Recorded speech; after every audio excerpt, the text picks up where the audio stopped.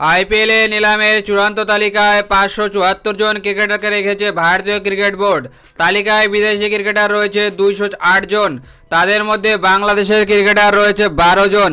IPL নিলামের চূড়ান্ত তালিকায় জায়গা করে নিয়েছে বাংলাদেশের 12 জন ক্রিকেটার, তাদের মধ্যে 3 জনের আইপিএল খেলার অভিজ্ঞতা রয়েছে।